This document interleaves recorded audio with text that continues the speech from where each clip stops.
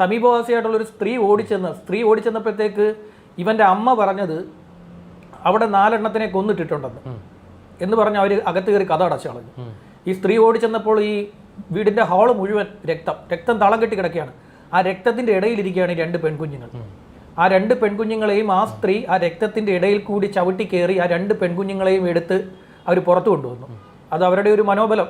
ചെറു പ്രായത്തിൽ തന്നെ സ്വന്തം അമ്മയും അച്ഛനെയും ഒക്കെ ആക്രമിക്കപ്പെടുന്ന എന്തോ ഒരു വലിയ ട്രോമയായിരിക്കും എന്നറിയാമോ. ജീവിതകാലം മുഴുവൻ പോകില്ല, ജീവിതകാലം മൊത്തം അതിന് ആ കുട്ടികൾക്ക് എന്താ പറയുക, ഉറങ്ങാൻ പോലും പറ്റാത്ത അവസ്ഥയായിരിക്കും. പണ്ട് ജയകൃഷ്ണൻ മാസ്റ്ററെ ക്ലാസ് മുറിയിലിട്ട് വെട്ടിക്കൊലപ്പെടുത്തിയ സംഭവം കണ്ടു നിന്നൊരു കുട്ടി പിന്നീട് ആത്മഹത്യ ചെയ്തു. അത് കൊല്ലങ്ങൾ കഴിഞ്ഞിട്ടാണ് ആ കുട്ടി അത് ചെയ്തത്. പിന്നെ ഒരുപാട് കുട്ടികൾക്ക് അത് വലിയ ട്രോമയായി പോവുകയും ചെയ്തിട്ടുണ്ടായിരുന്നു.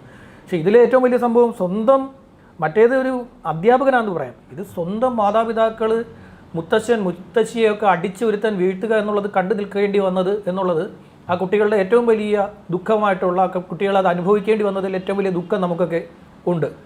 അന്നേരം ഈ 2 കുട്ടികളെയും എടുത്ത് പുറത്തു കൊണ്ടുവന്നപ്പോഴത്തേക്ക് ഇവൻ എന്ത് ചെയ്യുന്നു വെച്ച് കഴിഞ്ഞാൽ ഇവൻ അവിടുന്ന് നേരെ ബൈക്കിനകത്ത് അപ്പോൾ ഈ സ്ത്രീ നോക്കുമ്പോൾ, അതായത് കുട്ടികളെ എടുത്തുകൊണ്ടുവന്ന സ്ത്രീ നോക്കുമ്പോൾ ഇവൻ ബൈക്ക് എടുത്ത് തൊട്ടടുത്ത വീട്ടിൽ ഇവൻ്റെ ബൈക്ക് എടുത്ത് ഇവൻ ആ കമ്പി അതിനകത്ത് കയറ്റി വെച്ച് ഇവൻ പോകുന്നതാണ് കാണുന്നത്.